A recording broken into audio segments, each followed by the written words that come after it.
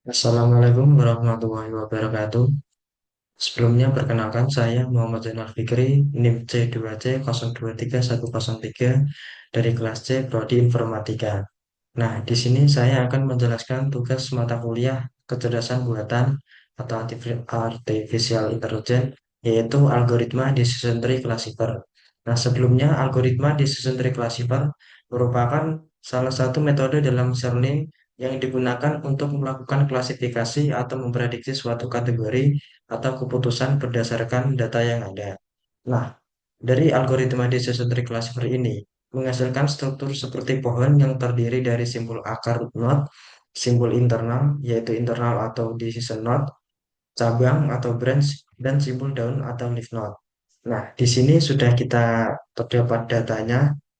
Untuk datanya, di sini ada data beberapa atribut. Nah, untuk atribut yang pertama ada pendapatan, atribut yang kedua ada usia, atribut yang ketiga ada pekerjaan, yang terakhir ini adalah hasil atau labelnya. Nah, selanjutnya kita akan menghitung dari kita kan sebelumnya decision tree itu untuk memprediksi. Nah, di sini hasilnya ada ya dan ada yang tidak. Nah, untuk langkah yang pertama kita cari not yang pertama yaitu root node tadi. Nah, kita di sini dibuat kolom jumlah jumlah total ya, tidak, dan entropi atau agen itu sendiri. Nah, tujuan dari contoh data ini adalah memprediksi apakah seseorang akan membeli laptop atau tidak berdasarkan beberapa atribut atau faktor yang mengurai kebutuhan tersebut. Nah, untuk yang pertama, kita total di sini yaitu ada berapa total data di atas. Kita di sini totalnya ada 10 dan kita lihat lagi di sini berapa hasil atau label yang hasilnya ya dan yang tidak. Dan untuk ya ada 6, yang tidak ada 4. Di sini kita juga hitung dari atribut pendapatan, atribut usia, dan pekerjaan. Nah, di atribut pendapatan itu ada beberapa sampel. Yang pertama ada tinggi, sedang, rendah. Dan di atribut usia ada muda dan tua. Nah, di atribut pekerjaan ada pegawai, wirausaha, dan mahasiswa. Nah, di beberapa atribut ini, untuk atribut pendapatan kan kita hitung juga berapa jumlahnya dari atribut pendapatan sampel tinggi yaitu 4 dan di atribut pendapatan sedang ada 3 dan di atribut pendapatan rendah ada 3 dan di atribut usia dan pekerjaan juga. Nah, selanjutnya kita hitung juga berapa dari jumlah hasil yang ya dari atribut pendapatan sampel tinggi, sedang, rendah sampai usia dan pekerjaan. Nah, setelah kita menghitung untuk total jumlahnya, selanjutnya kita menghitung entropi itu dan informasi gen. Nah, sebelumnya entropi merupakan ukuran tingkat ketidakpastian atau keacakan suatu data. Dalam konteks decision tree, entropi digunakan untuk menghitung seberapa murni suatu himpunan data. Nah, kita langsung untuk menghitung entropi itu sendiri. Nah, rumus dari entropi sendiri adalah sigma dari I sampai N minus proporsi I kali log 2 proposisi I. Nah, kita hitung untuk entropinya itu. Nah, di sini kita lihat untuk rumusnya yaitu sigma I, ya. Sigma I dari sampai N minus proporsi I kali log 2 prosesi I.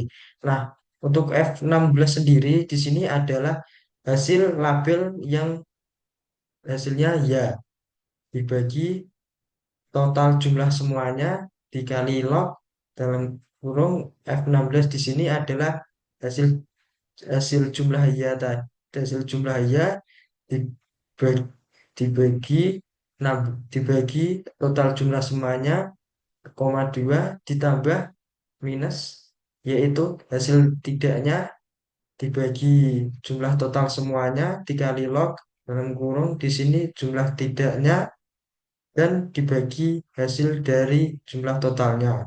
Nah, untuk hasilnya sendiri, nah di sini untuk hasilnya yaitu 0,97005. Nah, kita hitung juga dari dari atribut pendapatan, usia, pekerjaannya itu sendiri. Nah, selanjutnya setelah kita sudah menghitung entropi dari semuanya, kita menghitung informasi gen itu sendiri. Nah, bedanya di informasi gen sendiri adalah yaitu hasil dari entropinya. Nah, di informasi gen kita menghitungnya itu dari atributnya. Sedangkan yang dari entropi tadi kita hitung dari sampelnya. Nah, diinformasikan kita hitung dari atribut yaitu atribut pendapatan, atribut usia, dan atribut pekerjaan. Nah, untuk menghitung dari informasi gen. Untuk rumusnya yaitu entropi total semua ini dari I sampai N minus, maaf, entropi total dikurangi sigma. Sigma I sampai N si per total total dikali entropi S. Nah, untuk yang pertama yaitu rumus yang pertama yaitu entropi total. Di sini untuk totalnya yaitu di minus dari hasil dari jumlah total pendapatan tinggi dibagi hasil jumlah total semua datanya dikali hasil entropi dari pendapatan sampel yang pertama ditambah dari sampel atribut pendapatan sedang di, dibagi hasil dari total semua datanya dikali hasil dari entropi yang ke pendapatan sedang ditambah dari dari jumlah total atribut pendapatan rendah dan dikali dari hasil entropi pendapat pendapatan rendah. Nah, untuk hasilnya seperti ini, yaitu 0,695461844. Kita hitung juga di atribut usia dan atribut pekerjaan. Nah, setelah kita menghitung dan kita temukan hasilnya, di sini kita lihat seberapa tinggi informasi gen itu sendiri dari ketiga atribut. Itulah kita lihat di sini untuk informasi gen yang paling tinggi yaitu di atribut pendapatan. Jadi dapat kita simpulkan untuk root node yang pertama kita buat pohon keputusan di sini yaitu pendapatan.